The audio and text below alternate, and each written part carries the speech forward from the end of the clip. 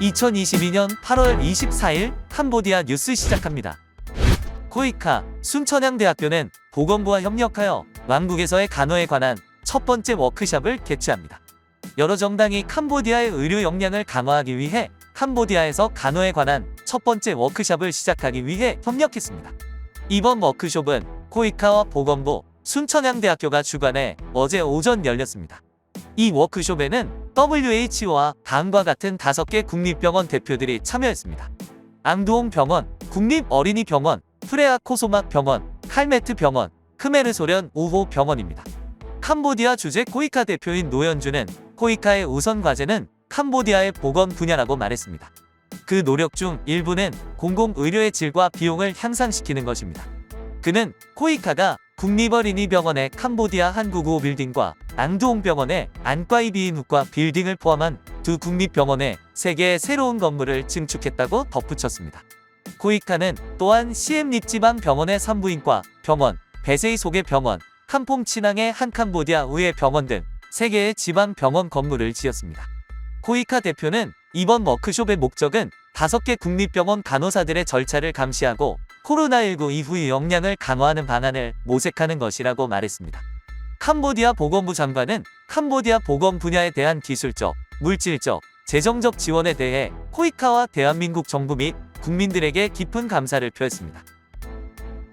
국제 표준을 충족하는 새로운 시엠립 약물치료센터 설립 예정. 캄보디아는 스위스와 이탈리아 정부의 지원으로 곧 시엠립 지방의 국제 표준 약물치료센터를 설립할 예정입니다. 카트만두 주재 스위스 대사관 1등 서기관인 톨토마에 따르면 그들은 내년 초에 공사를 시작할 이 프로젝트에 320만 달러를 할당했습니다. 캄보디아 국적의 토마는 포스트와의 인터뷰에서 비록 그가 스위스 정부 아래에서 일하고 있지만 그것은 주로 EU의 프로젝트였다고 말했습니다. 우리는 이탈리아의 전폭적인 지원을 받아 EU로부터 이 프로젝트를 받았습니다. 스위스는 EU 회원국은 아니지만 특히 센터의 일부 기술적 측면에 기여하는 데 동의했습니다. 제가 직접 그 프로젝트를 위해 그 땅을 기부했습니다. 저는 이 프로젝트를 확보하기 위해 3년 동안 노력해왔고 2021년 초에야 승인을 받았습니다. 그는 그 센터가 중독자들에게 현대적 해독 치료를 제공하는 최초의 센터가 될 것이라고 말했고 미래에 그는 모든 지역의 환자들이 이곳에서 치료를 받을 것으로 기대한다고 덧붙였습니다. 토마는 향후 추가 협의가 진행될 것이며 그 시점에 정부가 검토할 보고서를 제출할 것이라고 말했습니다. 앞으로 시설 관리는 사회부, 보훈처, 청소년재활처로 넘어갈 예정입니다. 그는 1단계는 거의 3,000평방미터 면적에 건설될 것이라 향후 확장에 필요한 예산은 1,200만 달러로 추정되며 확장될 것이라고 덧붙였습니다. 그는 유럽연합과 스위스의 대표단이 지난주 시엠립의 건설 예정지를 방문했다고 말했습니다. 터치 체니 사회부 대변인은 이 프로젝트를 환영하며 복지부가 협력할 준비가 되어 있다고 말했습니다. 현재 킹덤에는 6개의 국영 클리닉과 7개의 개인 클리닉을 포함하여 13개의 마약 치료 및 재활센터가 있습니다. 2개의 새로운 푸놈펜 고가도로로 수도의 교통 혼잡 완화 기대.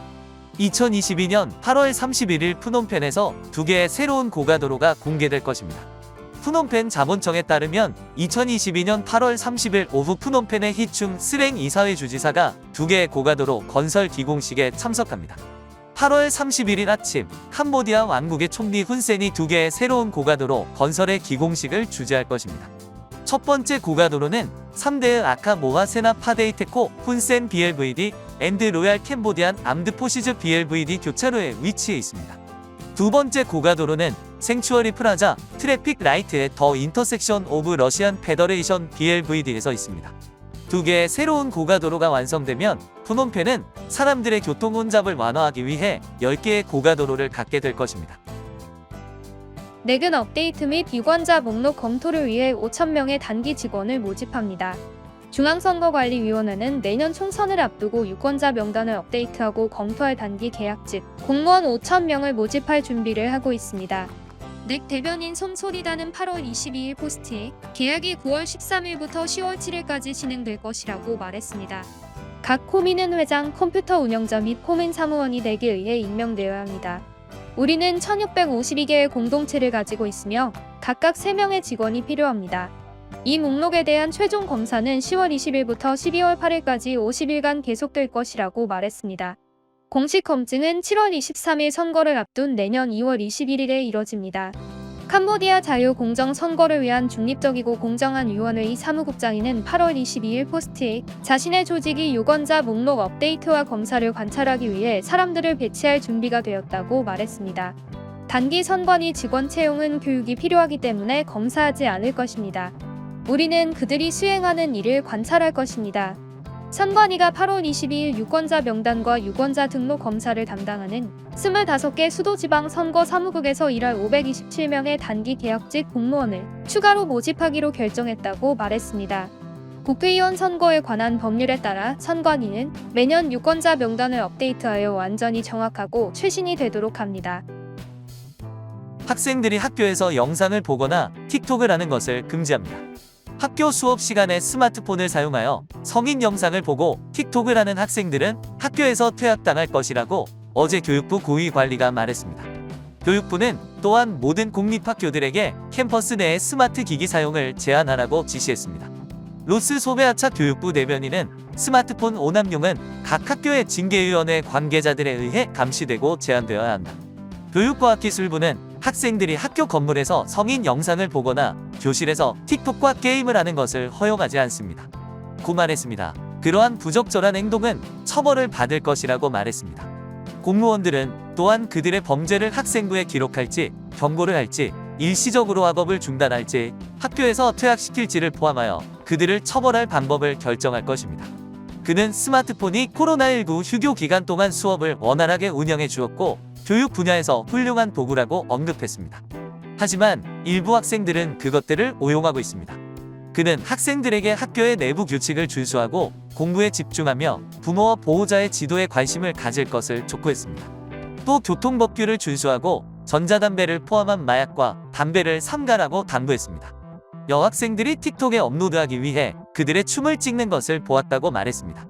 고등학교의 징계위원회장인 관계자들이 학교에서 성인 영상을 보고 있는 학생들, 특히 남학생들을 통제할 수 없다고 말했습니다. 소수의 학생들만이 이러한 행동에 참여하고 있다고 생각합니다. 전화기가 교실 안에서 허용되지 않지만 그들은 예의주시할 것이라고 덧붙였습니다. 만약 징계팀이 수업 중에 전화를 사용하는 사람을 발견한다면 그들의 전화기는 교장실로 보내질 것입니다. 만약 그들이 그것을 돌려받기를 원한다면 그들은 그들의 부모님을 입학 허가서에 서명하도록 데려와야 합니다. 캄보디아 뉴스TV는 시청자분들의 문의나 제보를 기다리고 있습니다. 또한 기사에 정정 내용이 있으면 수정하겠습니다. 구독과 알람 설정 부탁드리며 항상 시청해주셔서 감사합니다.